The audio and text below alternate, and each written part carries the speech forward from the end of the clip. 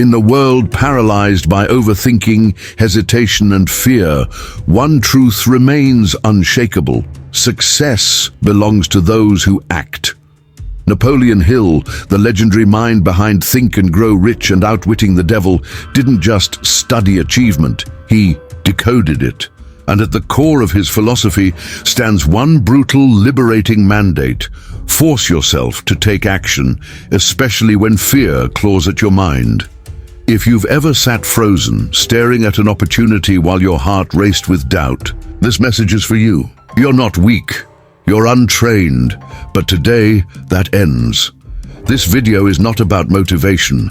It's about discipline, about forging an iron will, about commanding your body to move when your emotions scream, stop. Because, as Hill wrote, inaction is the seed of fear, while action is the antidote. We're going deep into the battlefield of the mind. You'll learn how to override emotional hesitation, condition your subconscious to obey your purpose, and build the kind of mental immunity that makes hesitation a thing of the past. This is not just another self-help speech. This is psychological warfare, and your enemy is delay. It's time to act even in fear. It's time to force yourself. Napoleon Hill repeatedly affirms that the human mind is not designed to lead. It is designed to obey. It obeys the strongest and most persistent voice it hears. If that voice is fear, procrastination, or self-doubt, then inaction becomes the default. But if that voice is clarity, conviction, and decisiveness, then action becomes automatic, even when terror is present. One of Hill's foundational principles is the law of definiteness of purpose. Without a definite purpose, the mind is a ship without a rudder, swayed by waves, storms, and every passing emotion. But when you define your purpose clearly and repeatedly command your mind to act upon it, your fears lose their grip. The person who waits to feel ready before acting is enslaved by emotion. In Outwitting the Devil, Hill describes how the devil controls people not through pain or violence, but through drift, a state of passive indecision. You must escape the grip of drift by forcing your body to move, even when your mind protests. This is where emotional discipline is born, not in comfort, but in resistance. You must act when your nervous system screams freeze. You must train yourself to feel fear and move anyway. That act of defiance is not just courage, it is reprogramming. Every time you override hesitation, you install a new code in your subconscious. I act no matter what. This doesn't happen overnight, but the change begins the moment you decide to command your mind instead of negotiating with it. Hill teaches that successful individuals have trained themselves to act with promptness and decisiveness. This is not a gift. It is a skill. One that begins with practice. Start with small actions. Make a decision. Follow through. Even when your chest tightens or your stomach churns, push, breathe, move, execute. Your mind learns obedience not through thought, but through motion, repetition, routine, relentlessness. Every time you hesitate, you send a signal to your subconscious that fear is in charge. But every time you move, especially in fear, you declare, I am the master here. Hill says definiteness and decision are the twin pillars of achievement. Without them, desire remains fantasy. With them, desire becomes destiny. So today, give yourself a command. A small, non-negotiable task. Do it even if it makes you uncomfortable, especially if it makes you uncomfortable. That moment of resistance is where all your power is waiting. And if this message has already stirred something in you, subscribe, because we're just getting started. And your future self will thank you for every act of discipline you plant today. One of the greatest errors made by those who seek success is the assumption that motivation will arrive before movement. Napoleon Hill obliterates this illusion in every one of his teachings. He asserts with unwavering clarity, action must precede feeling. You must move before you are ready. And to move in the face of fear, you must be armed with one unshakable force: definiteness of purpose. In Think and Grow Rich, Hill identifies definiteness of purpose as the starting point of all achievement. It is the axis around which the entire psychology of success rotates. A person with a defined purpose is immune to indecision and therefore to fear. Why? Because when your purpose is clear and backed by burning desire, there is no longer room for internal debate. Fear feeds on vagueness. Doubt thrives in confusion. Procrastination is born in the absence of clarity. But purpose, precise, written, spoken daily, acts as a sword that cuts through all hesitation. Hill observed this firsthand in the hundreds of successful men and women he interviewed. Each of them had something in common: a chief aim, a goal so clear and so powerful that it energized their every move. They did not wait to feel inspired. They used the power of their goal to push them into action regardless of their emotional state. This is why Hill insists that every person must write out their definite major purpose, state it aloud multiple times per day, and visualize its achievement with intensity. When you do this consistently, you begin to feel pulled by your vision rather than pushed by temporary motivation. You begin to act from identity, not emotion. But purpose alone is not enough. It must be backed by decision, another foundational principle. Decision means to cut off all other options, to commit, to move with finality. Most people live in limbo, constantly considering their options. Hill calls this the breeding ground of fear. The antidote? Decide once and act on it repeatedly. Now let's look deeper into the psychological mechanics. Every time you hesitate to act, your nervous system registers that as danger. It reinforces the belief that the thing you're avoiding is a threat. But when you act, despite fear, you recondition your system. The act of moving builds new neural pathways, new emotional patterns, new identities. You become someone who acts, not someone who hesitates. That identity shift is everything. Hill explains this using the concept of auto-suggestion. By constantly feeding your subconscious mind with affirmations tied to your definite purpose, you begin to override the fear-based programming that has accumulated from past failures, traumas, and societal conditioning. But this only works if it is followed by action. Faith without works is dead. You can't just think your way into courage. You must act your way into a new self-image. This is where so many fail. They become addicted to learning, reading, listening, but not doing. Hill calls this intellectual intoxication. It feels productive, but it produces nothing. Real transformation begins only when you step into the arena of action, when you sweat, stumble, fall, and rise again, when you do the uncomfortable thing again and again until discomfort becomes your normal. Purpose makes that possible. Because when your why is stronger than your fear, action becomes inevitable.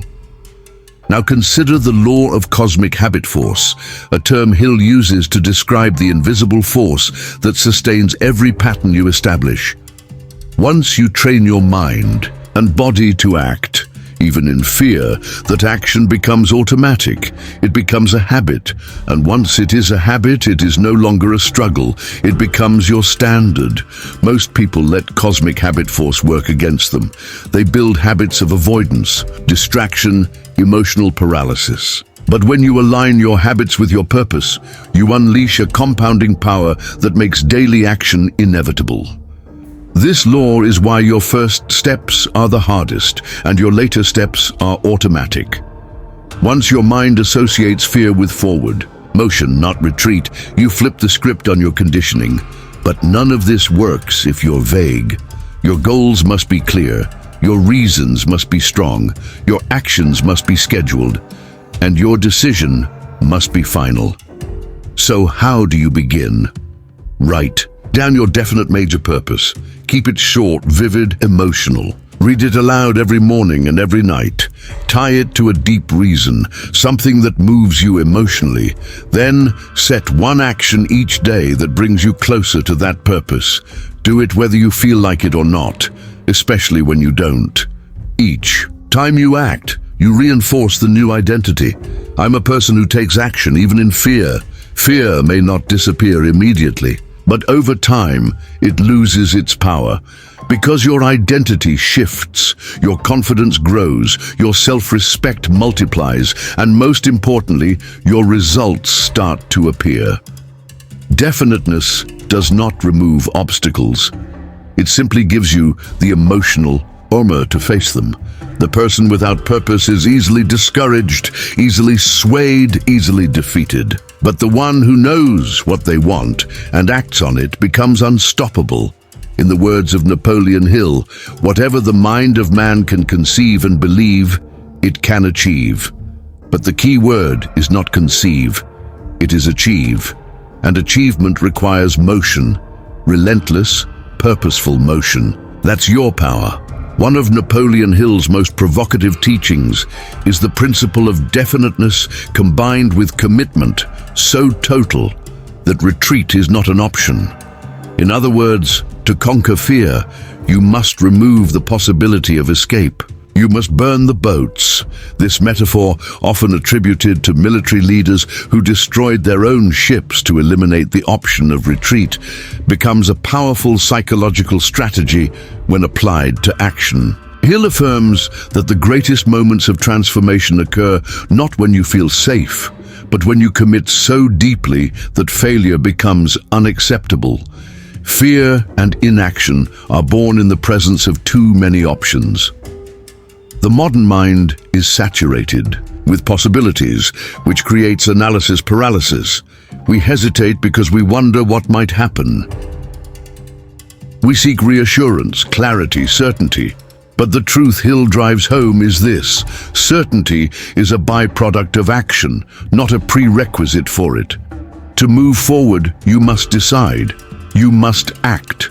And to make that action powerful enough to override your fear, you must eliminate the escape routes.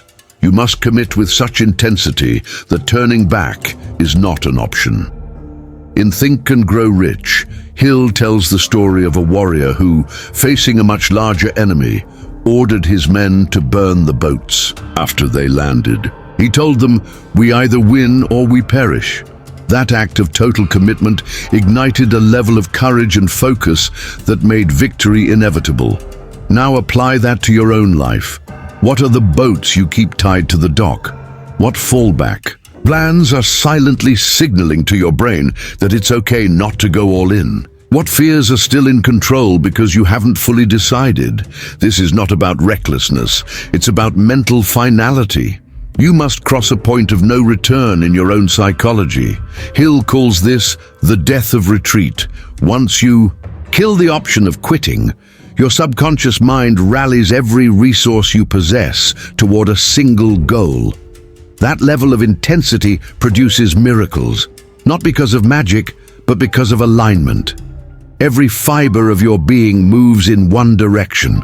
Your mind becomes focused, your emotions are channeled, your energy becomes electric. Fear may still whisper, but it no longer dominates. Let's get practical. Burning the boats doesn't always mean making radical external moves.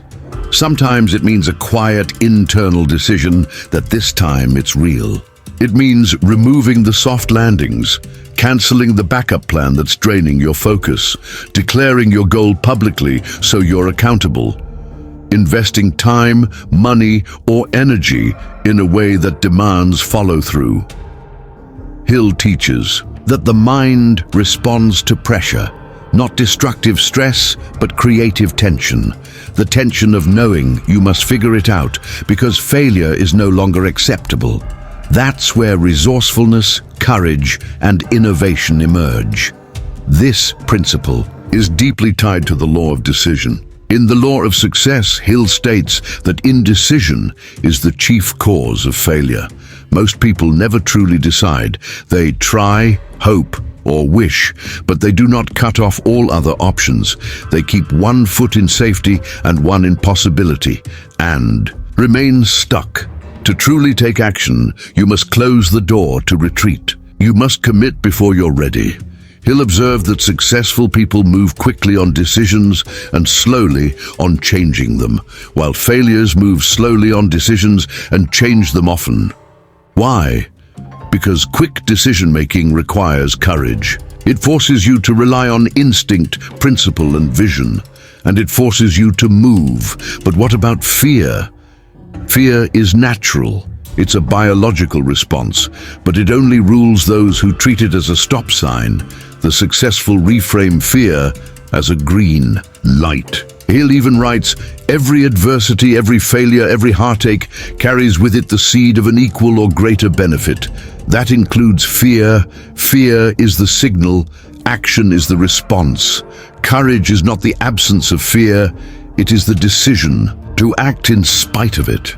When you train yourself to act, especially when afraid, you rewire your subconscious. You shift your identity from victim to warrior. You cultivate the exact habit Hill urges in Outwitting the Devil, self-discipline through action. Now here's the catch. Your environment matters. Hill emphasizes that your surroundings, habits, and associations either support your definiteness or sabotage it. If your environment allows retreat, if it nurtures excuses, you will stay paralyzed. So audit your life. Who reinforces your fear? What systems reward inaction? Where do you need to burn a boat and finally move? Remember, transformation is not a moment, it's a pattern. You don't become fearless by watching videos. You become fearless by acting consistently, even with shaking hands and racing heart. The act itself rewrites you. Let's be clear. Taking action doesn't mean you won't fail. It means failure no longer defines you. It becomes feedback, fuel, and momentum. You may not control every outcome, but you do control the moment of decision. And in that moment, you reclaim your power. So today, pick one boat, one comfort zone, one escape route you've been clinging to, and burn it. Replace it with an action that commits you, that scares you a little, that forces growth. Because on the other side of that act is a new version of you, a version that moves, that decides, that forces action even when afraid. And that version is unstoppable. When you burn the boats, something profound happens. Your nervous system, once paralyzed by uncertainty, begins to obey a new authority, your commitment. And as the flames rise behind you, the only direction left is forward. But here lies the deeper truth that Napoleon Hill reveals with surgical precision. Commitment alone is not enough. The fire of total decision must be sustained by the fuel of repetition. Without it, even the strongest resolve fades into wishful thinking. You see, action that happens once is impressive, but action that happens daily, relentlessly, regardless of emotion, is transformational. This is the dimension where most fail.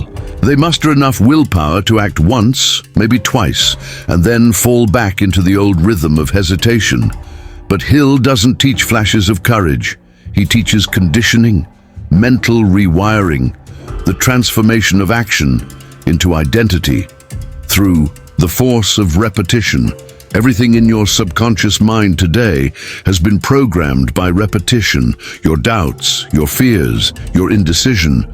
None of it was born overnight. It was planted, watered, and reinforced through consistent exposure, through words you heard growing up, through choices you made, and through inaction repeated so often it became a form of belief. That's why Hill is unshakable in his insistence. If you want to become someone who takes action no matter what, you must install that identity the same way you installed fear, by doing it again and again and again until there is no version of you left that knows how to hesitate. The principle behind this is what Hill calls cosmic habit force, a universal law that governs all habit formation. It's mechanical, neutral, and absolute. Whatever you do consistently, whether empowering or destructive, becomes a self-sustaining force. Your job is not to fight it. Your job is to harness it. And the only way to do that is through conscious repetition of action, aligned with your definite major purpose. This is where the concept of faith reemerges. Not the kind of faith that waits for a miracle, but the kind Hill describes as belief in yourself generated by evidence. Every time you force yourself to act in fear and follow through, you build faith. Not theory, not hope, but proof. Repetition becomes the evidence your mind uses to rewrite its programming. Each time you move forward, you reinforce the message, "This is who I am now." That's why you can't afford to act once and call it transformation. The first time is only a test. The real work begins on the second, third, and 100th time, when the emotions haven't changed, but your behavior has. That's how confidence is born. Not from comfort, from conquest, and it doesn't matter how small the action is. In fact, Hill would argue that greatness is built in the invisible rituals. The decision to wake up at a specific time, the commitment to your daily visualization, the discipline to write your purpose out every morning and speak it aloud with emotion. These are not motivational techniques, they are reprogramming tools. Repetition is not dull, it is dangerous in the best sense of the word. It is how you become lethal against delay, immune to hesitation, indifferent to fear. Now let's confront the lie most people live under, the belief that you must feel like it in order to act. This is emotional slavery, and Hill attacks it with ferocity. Feelings are not the master. They are servants, wild ones, yes, but meant to be directed. And the only thing that tames them is action. You do not wait to feel confident. You act despite fear, and confidence grows as a byproduct of repeated courage. In success, through a positive mental attitude, Hill reinforces that your mental state is not something that just happens. It is a consequence of thoughts, actions, and habits maintained over time. When you install repetition into your life with intention and discipline, you don't just control your actions. You begin to shape your emotions, your thoughts, and even your instincts. That's why the first days of change feel like war. You are battling years, sometimes decades, of habitual fear and inaction. You are confronting a mental program that has gone unchallenged for far too long. But the moment you repeat a new pattern, you create an opening, a crack in the armor of limitation. And if you return to it daily, that crack becomes a new doorway. The mind begins to believe what it sees you do consistently. And once belief shifts, everything else follows. Your energy, your results, your identity, but it begins with repetition, with deliberate, strategic, emotionally charged action, reinforced again and again until the new version of you is no longer something you're trying to become. It's who you are. This is not about working harder. It's about working smarter with your mind, knowing that the key to transformation isn't intensity, it's consistency. You don't need a miracle. You need a routine, a pattern, a standard. And once that standard is set, you defend it with the same force you used to burn the boats. Because now it's not just your strategy, it's your survival. Discipline becomes your default. Action becomes your reflex. And here's the moment of reflection. If your mind is already being programmed by repetition, the only question is, who's in control are you? But outside that circle, the world's opinions are noise, background static, not symphonies. Emotional mastery also plays a vital role. Hill's teachings demand that we train ourselves to observe reactions before responding. When criticism arrives, the untrained mind either collapses or retaliates, but the disciplined mind pauses, asks, "Is this aligned with my purpose? Is this coming from someone qualified to judge? If not, It is archived and released. No defense, no debate. Only forward motion. This forward motion is a mental state called non-attachment. It does not mean you don't care. It means you care more about mission than emotion. You protect your energy. You refuse to bleed for battles that don't build you.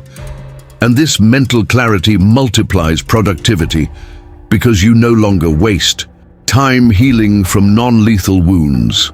Understand, Hill believed in feedback, but only from sources grounded in wisdom, action, and results.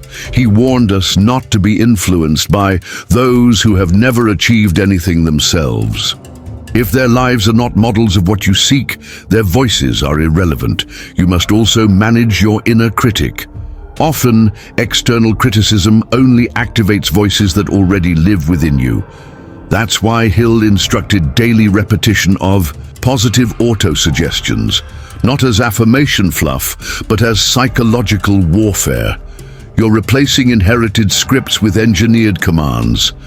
Write it down, speak it aloud. I am unmoved by opinion. My value is rooted in action.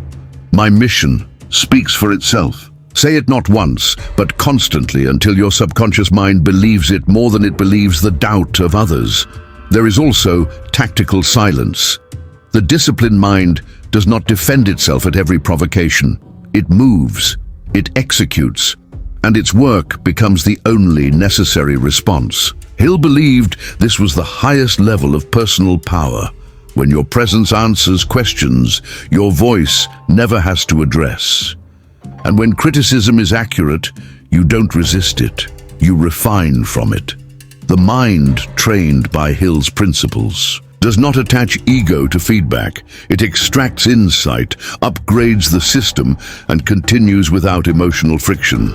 This is not weakness. This is supreme confidence, because only the secure can be corrected without collapse. So the next time someone questions your path, your ideas, your pace, ask yourself, have they built anything worth emulating? If not, their voice is background, noise to your focused construction. Hill would remind you, opinions are the cheapest commodities on earth. Never pay with your peace. Never trade your progress for their comfort. From now on, criticism will not define you. It will reveal you, and every opinion you ignore with poise becomes another stone in the fortress of your indomitable mind. In every internal state, rage, peace, focus, despair, there is a law in operation, the law of emotional momentum. Napoleon Hill did not name it as such, but every one of his teachings implies it. He showed, through example and instruction, that emotions once activated tend to expand. The man who cannot interrupt his emotional momentum is doomed to spiral. The man who can command it becomes unstoppable. Emotions, like thoughts, are not isolated events. They are forces, subject to acceleration. Hill believed that the subconscious mind picks up on the emotional tone of repeated thoughts and then begins to amplify them. This means that a single moment of fear, if not interrupted, can grow into anxiety, paralysis, and ultimately inaction. Conversely, a single act of courage, if reinforced, builds into confidence, faith, and bold execution. You are never standing still. You are either compounding fear or compounding power. And this compounding is determined by what you do with the first emotional impulse. That is why Hill was obsessive about immediate action tied to positive thought. He knew the power of a single emotional spark. The only question is, do you fan the flame or smother it? To command emotional momentum, you must first recognize the trigger. Hill's accurate thinking model demands that you constantly question what you're feeling and why. Is this fear grounded in fact or fiction? Is this frustration tied to actual failure or to expectation distortion? The ability to label the emotion accurately is the first step to changing its trajectory. Next is emotional substitution. Hill taught that the human mind cannot hold two dominant thoughts simultaneously. So when a destructive emotion emerges, you do not fight it. you replace it. Fear is substituted with faith, doubt with decision, anger with strategy. This substitution is not natural, it is trained. It requires mental rehearsals, morning declarations, and constant reinforcement. Then comes reinforcement through repetition. Emotional momentum thrives on loops. The more you dwell on a feeling, the stronger it becomes. Hill insisted that you must guard your mind with militant intention. If a negative emotion arises, you address it immediately. You speak the opposite. You act in defiance of it. You refuse to allow it to grow legs. This is the reason Hill valued immediate action so highly. When a powerful positive emotion hits, enthusiasm, inspiration, vision, you must act on it at once. Otherwise, it decays. Emotional power is perishable. The man who delays execution loses momentum. And without momentum, belief weakens and resistance returns. Let's apply this practically. Imagine you feel a deep surge of inspiration to write, to build, to reach out to someone who could change your life. But instead of acting, you think, you hesitate, you plan. The emotion fades, and in its place grows doubt, distraction, and regression. Hill would say, "Do it now." This was not just a productivity hack, it was a law of momentum in action. This law applies equally to failure. When you experience a setback, the emotional response can spiral into identity unless you interrupt it. Hill's solution was emotional. Recovery rituals, written affirmations, revisiting your definite purpose, reconnecting with your mastermind alliance. These were not motivational tools. They were momentum control levers. Momentum is also contagious. Hill knew the power of environment. You must surround yourself with individuals who are emotionally disciplined, purpose-driven, and forward-moving. Why? Because emotions synchronize. If you walk into a room of focused, calm minds, your nervous system calibrates. The same happens with chaos. This is why Hill warned us to choose associations with ruthless selectivity. And momentum is not just internal, it's behavioral. Every time you take action in alignment with your purpose, you generate psychological proof. This proof compounds. You begin to see yourself as a person who acts, who doesn't hesitate, who faces discomfort and moves anyway. That identity, built through repetition, creates emotional resilience, but you must also guard against false momentum. Hill warned of emotional highs that are unearned. Excitement without execution is deception. He wrote of the hypnotic rhythm, the loop of pleasure without progress that leads men to drift. You must constantly audit your momentum. Is this moving me forward or just making me feel good? There will be days when the emotional momentum is negative, days when doubt reappears, when fear feels real, when nothing inside you wants to act. These are the most important days of your life. Because how you respond on those days determines whether your momentum belongs to you or to the world. Hill's instruction was clear. Discipline your mind before life forces you to. Because once negative momentum takes root, it takes 10x the effort to reverse. But if you train daily, through thought control, intentional language, disciplined movement, you become a being of pure acceleration. In time, your emotions will no longer control you. They will serve you. You will feel the initial spark of fear and immediately convert it into strategy. You will feel the impulse to rage and redirect it into execution. You will feel the seed of doubt and crush it with decisive action. This is not theory, this is mental law.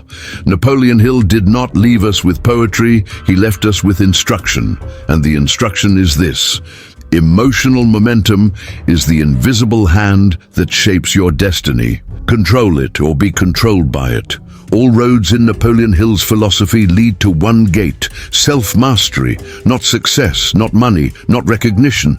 Those are effects. The ultimate cause, the hidden engine behind every achievement Hill ever documented, is the total domination of one's self. The mind, the emotions, the body, the decisions, all brought under conscious, disciplined control. Self-mastery is not the elimination of chaos in life. It is the refusal to be altered by it. It is the unbreakable center from which all execution flows. In Think and Grow Rich, Hill emphasized definiteness of purpose as the nucleus of all success. But without self-mastery, definiteness crumbles under stress. Goals vanish in emotion. Plans are abandoned at the first sign of resistance. That is why Hill placed self-discipline not as an accessory to success, but as its guardian.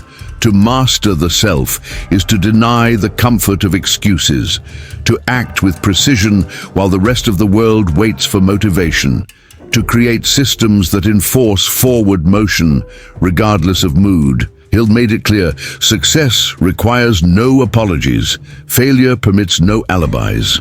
You either lead yourself or you get led by your circumstances. And what defines the master is consistency, not intensity, not hype, but the daily, brutal enforcement of one's values and standards. While others need to feel good to act, the self-mastered man acts because he decided to, long before the moment arrived.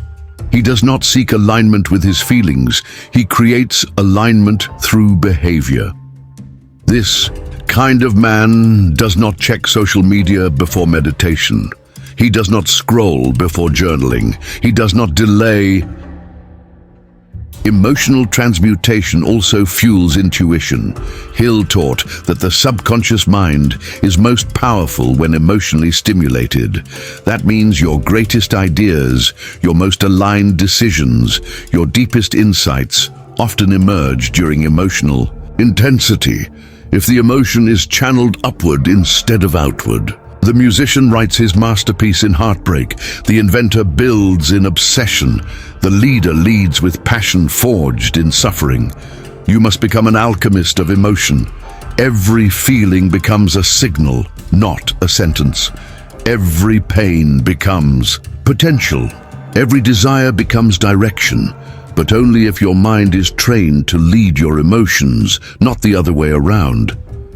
This is why Hill urged readers to form a mastermind alliance. Because the presence of other emotionally intelligent minds allows for collective transmutation.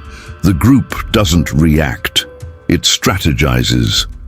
In those environments, emotion becomes shared fuel for construction, not conflict. Now consider your own history. How many moments of pain, jealousy, or frustration have you wasted? How many times did you choose explosion over elevation, reaction over redirection? You cannot change the past. But with Hill's principles, you can rewrite the future in real time. Here is the final truth. Hill never sugarcoated. If you do not transmute your emotions, they will transmute you. They will change you, not into a higher version, but into a reactive, bitter, fragmented self. Your choice is this: refine the fire or be consumed by it. In the disciplined mind, emotion becomes art, action becomes precise. Leadership becomes effortless, and life becomes a mirror of your internal mastery. You no longer fear your feelings, you wield them. Pressure is the environment in which success either collapses or crystallizes. According to Napoleon Hill, the greatest determinant of a man's legacy is not how he performs when conditions are favorable, but how he executes under fire. Pressure reveals the structure of your inner world. It exposes the gaps in your thinking, the limits of your discipline, and the truth of your belief. Hill made this concept unavoidable in Outwitting the Devil, where he warned that most people drift because they were never trained to operate when fear or resistance rises. They buckle at the first sign of adversity. They chase ease and comfort instead of mental rigor. But the disciplined individual sees pressure not as a threat, but as a training ground. Understand this: your mind can be conditioned to respond, to pressure the same way an athlete conditions their body to perform under strain. But this requires deliberate exposure to mental tension paired with intentional control. It means embracing challenge, not merely surviving it. Hill was crystal clear. Mental stamina is built through controlled confrontation with difficulty. This is not positive thinking. This is cognitive restructuring. It's the act of taking internal command when the external world becomes uncertain. The first step in this conditioning is redefining what pressure means to you. To the average person, pressure is a trigger for panic. But to the Napoleon Hill practitioner, pressure is feedback. It tells you where your system breaks, what needs reinforcement, and what thought patterns must be reprogrammed. It's not an enemy, it's intelligence. Training the mind under pressure requires preparation rituals. Hill emphasized repetition and auto-suggestion as tools for building emotional muscle memory. You must practice composure before you need. This is why affirmations tied to calmness, clarity, and command are repeated daily. Not because words have magic, but because repetition installs belief. When you repeat to yourself, "I remain calm under pressure," you are not simply speaking. You are installing a new default. Eventually, the old reflex to panic gets overridden by the new command to focus. And this mental command becomes automatic the moment the pressure hits. But repetition alone is not enough. Hill insisted on purpose-driven pressure simulation. This means placing yourself deliberately in situations that test your mental stability. Public speaking, decision-making under deadlines, emotional confrontations. Each event becomes a gym for your inner command. You don't just react, you practice control. One of Hill's most powerful ideas was that of definiteness backed by faith. When you train your mind to operate with definiteness, clear intention, you neutralize uncertainty. Faith, not in mysticism, but in your ability to dominate the moment, becomes your stabilizer. This is why pressure collapses the untrained. They never decided who they were before the challenge. But when your identity is rooted in discipline, leadership and calm action, pressure can't shake you, it reveals you. Another key factor Hill emphasized is emotional detachment. This doesn't mean being numb. It means being selective with what you allow to influence your decisions. Pressure often comes with noise, opinions, fear, doubt. The disciplined mind filters this noise. It sees through panic and isolates the signal, what must be done. And to reinforce this skill, Hill demanded accurate thinking, the habit of breaking complex pressure situations into manageable truths. When most people spiral into what if, you reduce the chaos into what is. You train yourself to operate from facts, not feelings. But here's the most overlooked aspect of mental pressure training: recovery. Hill understood that discipline includes rhythm. A mind under constant pressure without recovery becomes brittle. That's why stillness, solitude, and deliberate disengagement are also part of your arsenal. These aren't escapes, they're strategic resets. A warrior must rest to remain lethal. Let's go deeper. Under pressure, time appears to shrink. Deadlines loom, options narrow. In these moments, the average mind rushes, but the trained mind slows down internally, even when speeding up externally. Hill admired those who could move with urgency but think with stillness. That dichotomy, fast execution, slow mind, is the mark of mastery. You also must build visualization habits under pressure. Before stepping into a high-stakes situation, visualize not the victory, but the composure. See yourself breathing slowly, speaking clearly, moving decisively. By conditioning the body and nervous system to feel calm under mental stress, you create familiarity, and the body obeys what the mind rehearses. Napoleon Hill's philosophy does not promise that pressure will disappear. It promises that you can dominate it, and through daily discipline, emotional training, and purposeful exposure to adversity, your mind becomes conditioned to treat pressure like a signal, not a sentence. Ask yourself, how do I currently respond when things go wrong? Does my mind collapse into chaos? Or does it tighten its focus, slow down, and sharpen its decision? The answer reveals your current conditioning, but more importantly, it shows you exactly what must be retrained. Because make no mistake, if you want to lead, build, or influence at any meaningful level, pressure is permanent. It is not something to avoid, it is something to integrate.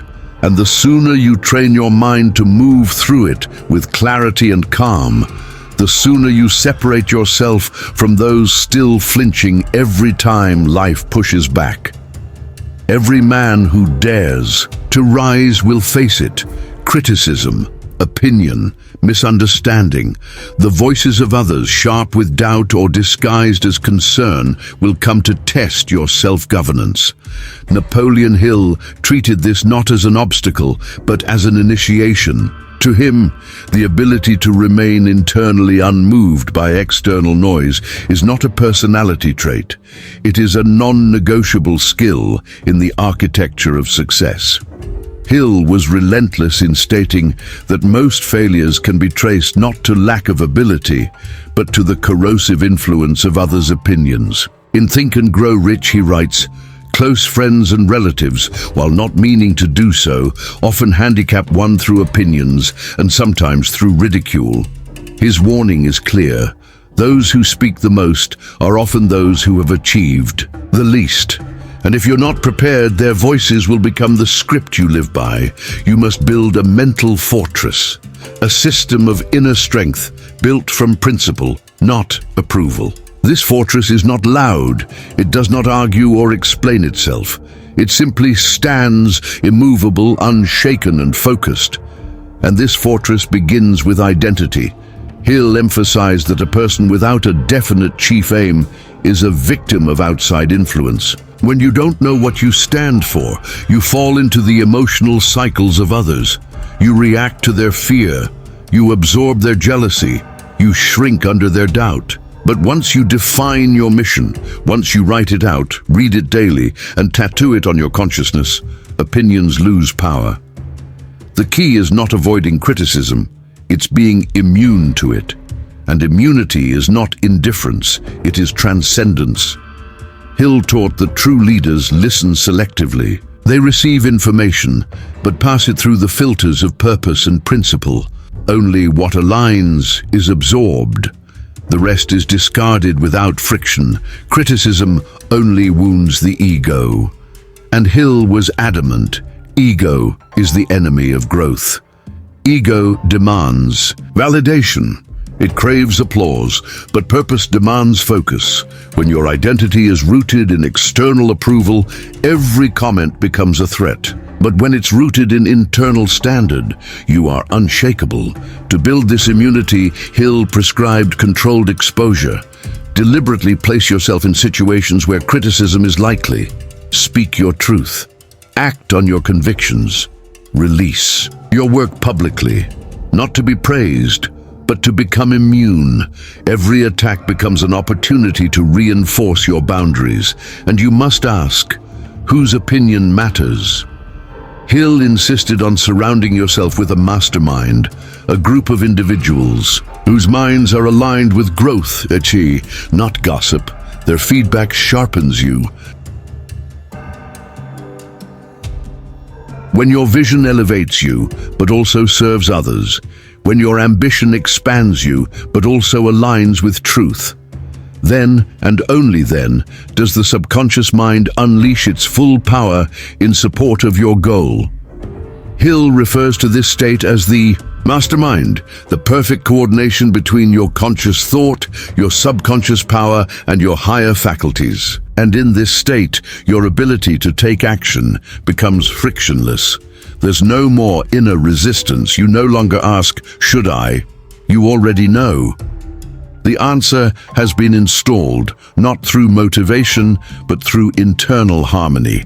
Is here that courage takes on a new form, not the courage to act once in fear, but the courage to live a life of full responsibility, to no longer blame, to no longer rationalize, to no longer outsource your power to external forces, people, or conditions. This is the maturity Hill demands, because the one who takes full ownership becomes the one who commands reality. And when you operate at this level, something beautiful occurs. Action becomes quiet. No longer a dramatic show of effort, no longer a fight against fear, but a calm, unshakable rhythm of movement born from integrity. Your life becomes structure, your days become proof, your presence becomes instruction. There's no longer a need to announce your goals. They are evident in your rituals, no need to prove your power. It is broadcasted in your silence. No need to declare your intention. It is felt in your consistency. This is the height of Hill's philosophy. A human being so congruent with their purpose, so aligned with their values, and so consistent in their behavior, that reality has no choice but to bend. And yet, the work is never finished. Because the mind is dynamic, the environment is shifting, and even the most disciplined warrior must remain vigilant against subtle forms of drift. That's why Hill insists on constant self-examination, not neuroticism, but awareness. He reminds us that even the highest performers must review, refine, and re-establish their standards regularly, because standards are not fixed. They must rise with your growth. They must evolve with your insight. You begin to realize that success, in Hill's terms, is not a destination, but a condition. A psychological condition of total self-command. And within that condition, taking action, even in fear, becomes not only possible, but automatic. Because your system is calibrated, your compass is locked, and your conviction is reinforced through daily movement. And now you understand the real meaning behind Hill's insistence that thoughts are things. Because when thought is pure, when belief is established, and when action is consistent, your inner world manifests into physical experience with mathematical certainty. Not as fantasy, not as wishful thinking, but as law. This is the path that few walk, not because it is hidden, but because it demands everything. It demands the death of comfort, the burial of every excuse, the rejection of every identity you once clung to in fear. And in return, it gives you the rarest thing a human being can possess, self-respect earned through total congruence. You become one with your purpose, not temporarily, but fundamentally. And from that unity, your actions no longer need validation. Your decisions no longer require applause. You do not act for recognition. You act because it is who you are. The fear is still present, but it has lost its throne. It watches you, powerless, as you continue forward, because now there is no going back. And once there is no going back, the game changes entirely. You stop waiting for life to hand you permission. You stop negotiating with fear. You stop seeking validation from systems, institutions, or people who never built what you came here to create. Because something in you has taken root. A code, a conviction, a consciousness that will not allow you to move backward, to shrink, to drift. You've stepped fully into the arena of self-authority. And now, every action you take is an extension of that inner decision. This is the point where Napoleon Hill's teachings stop being principles on a page and start becoming the architecture of your life. You no longer ask, "What should I do?" You already know. The question has become, how precisely, how powerfully, how consistently will I execute today? Because your purpose is not an idea, it is embodied. It is something you feel in your spine, in your chest, in your very breath. There is no more gap between your desire and your movement. What you think, you act on. What you say, you follow through. What you believe, you reinforce with behavior. This level of congruence creates a magnetic field. Not metaphorically, energetically. People notice. Circumstances respond. Your environment begins to mirror your internal alignment. Hill teaches that faith is a state of mind that can be induced by autosuggestion and backed by action. But at this stage, faith is no longer something you work to generate, it's your resting state. You believe because you see the fruit of your belief everywhere. In your posture, in your results, in your discipline, in your ability to act without hesitation even when the ground shakes beneath you. And so, fear changes its role. It's no longer your captor, it becomes your signal. A compass, a friend that shows you where your edge is, where the next layer of growth lives. You begin to want the fear, not because you enjoy discomfort, but because you now recognize what it means. It means you are stretching, moving, dominating the self-doubt that once ruled your mind. Action becomes your therapy. Discipline becomes your medicine. Purpose becomes your fire. And now you begin to think generationally. You begin to act not just for personal gain, but for legacy, because you've become someone worth modeling, someone whose behavior speaks louder than their words, someone whose life is evidence that Napoleon Hill's truths are not idealistic. They are inevitable when lived with intensity, consistency, and integrity. You stop measuring progress by external markers alone. You begin to measure it by internal control. How fast do I act when I'm afraid? How ruthlessly do I eliminate distractions? How faithfully do I uphold the rituals that sharpen my focus, my strength, my self-respect? These questions now guide you, not from guilt, but from standard, because the standard has risen, and now you are the one who rises with it. In this space, clarity becomes quiet. There's no more panic, no more drama, just a calm certainty that you are walking exactly where you're meant to walk, that each step is not a reaction, but a creation. You've become the kind of individual Hill described with reverence, one who thinks with definiteness, acts with precision, and lives with a mind so conditioned to execute that success is not a possibility, it is a law. And so, as we close this journey together, you must ask yourself, what version of you is now ready to die? The hesitant one, the scattered one, the one who knew what to do but never followed through. Let it end here.